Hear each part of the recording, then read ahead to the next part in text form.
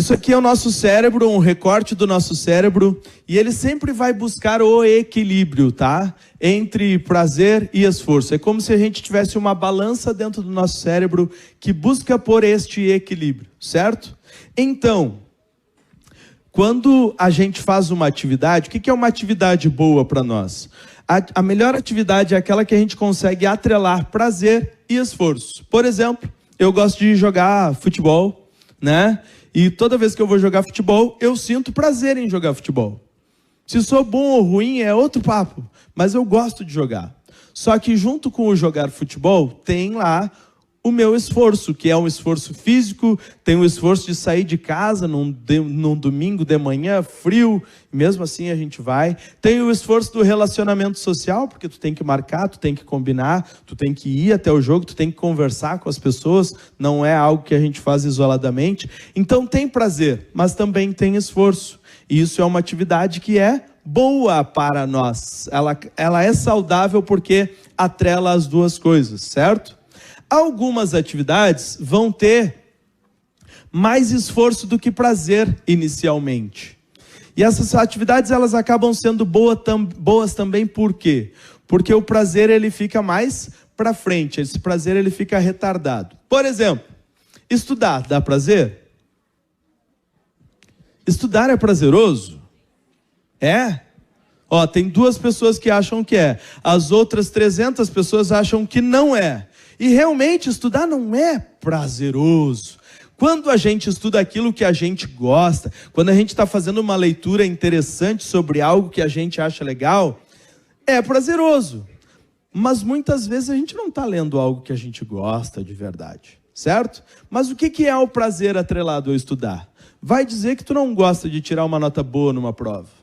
Não dá aquele quentinho no coração quando tu pega a prova e tira um 9, um 10? É gostoso.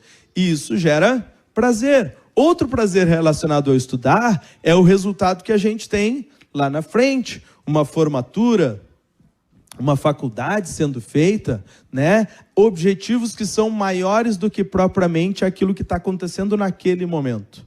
Certo? Então são prazeres que ficam mais para frente. E agora, tem as atividades que dão só prazer. E a gente pode fazer atividades que dão só prazer? Pode, eventualmente a gente pode. O grande problema, sabe qual é? É que nós estamos vivendo em um momento da história em que muitas atividades dão só prazer. E aí a nossa balança desequilibra. E quando eu faço uma atividade que dá só prazer, o que é uma atividade que dá só prazer? Só para exemplificar. Comer sorvete. Tem esforço em comer sorvete para quem gosta? Comer uma pizza, um hambúrguer, né? Isso é só prazeroso, eu não preciso de esforço para fazer isso, certo? Tem muito prazer nisso. Mas tem outras coisas também, como usar drogas, bebida com álcool, pornografia, ficar rolando videozinho no YouTube Shorts, um após o outro. Isso é uma atividade que gera só prazer. É uma injeção constante de dopamina no teu cérebro que não é natural. E o que acontece? Nosso cérebro entra em desequilíbrio. Quando ele entra em desequilíbrio,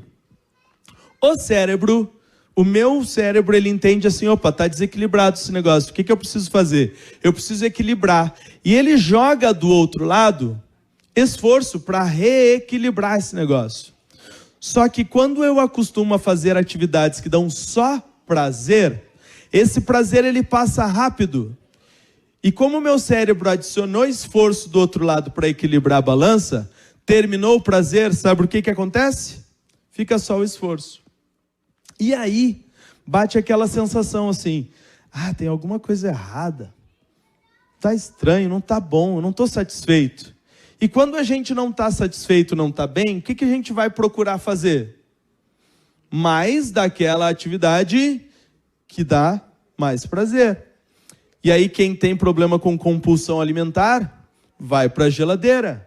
Quem tem problemas com o álcool, vai para a bebida. Quem tem problemas com a pornografia, quem tem problema de rede social, e a gente adiciona mais prazer à nossa balança. Adicionamos prazer, desequilibrou de novo, o cérebro reequilibra, colocando o esforço do outro lado, o prazer terminou, desequilíbrio de novo. Percebe que o esforço já aumentou ali, já ficou mais pesadinho?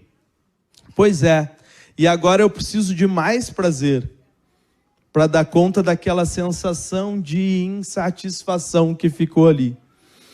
E se eu preciso de cada vez mais prazer para dar conta daquela sensação, eu entrei no que a gente chama de mecanismo do vício, que é precisar de cada vez mais, e isso fala de tolerância, né? Eu preciso de cada vez mais daquilo que me dá prazer fácil, prazer sem esforço envolvido, para ter agora nem mais aquela sensação maravilhosa que aquilo me dava antes, mas só para tentar tirar um pouco dessa insatisfação. Mas esse prazer ele vai passar, e quando ele passar, vai ficar só o sofrimento.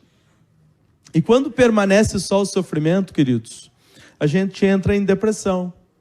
Começa a bater uma ansiedade, e é uma ansiedade constante. Por quê?